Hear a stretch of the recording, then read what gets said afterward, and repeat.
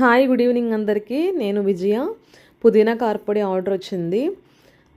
మార్కెట్లో చాలా ఫ్రెష్గా ఉందన్నమాట. నాటు పుదీనా అని చెప్పారు. హైబ్రిడ్ అయితే అంత స్మెల్ రాదేమో, పెద్ద పెద్ద ఆకులు ఉంటాయి. ఇది నాటు పుదీనా అనమాట. చాలా చిన్న చిన్న ఆకులు ఉన్నాయి. చాలా ఫ్రెష్గా ఉంది. చినుకులు పడుతున్నప్పుడు తీసుకొచ్చాం కదా, ఇంకా ఆకుకూరలు ఫ్రెష్గా ఉంటాయి తాజాగా. అసలు వలవటానికి చాలా టైం పట్టిందనమాట నాకు.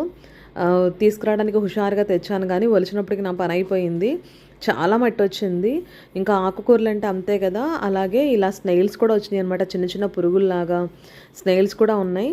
జాగ్రత్తగా చూసుకోవాలి. మనకి ఆకుకూరలు శుభ్రం చేసుకోవడం అలవాటే కాబట్టి ఇబ్బంది ఉండదు. కాకపోతే నేను కొంచెం ఎక్కువగా వలవాల్సి వచ్చింది కాబట్టి అట్లా అనిపించింది. ఫింగర్స్ కూడా చాలా నల్లగా అయిపోయినాయి అనమాట, వలిచి. కొంచెం పెద్దగా నీళ్ళల్లో ఉప్పు కళ్ళు వేసుకొని కాసేపు వదిలేసేయాలి. తర్వాత ఇట్లా మనం ఆకుకూరలు శుభ్రం చేసుకోవడం మనకు ఆల్రెడీ తెలుసు కదా. వెనిగర్తో కానీ, నిమ్మకాయ రసంలో కానీ,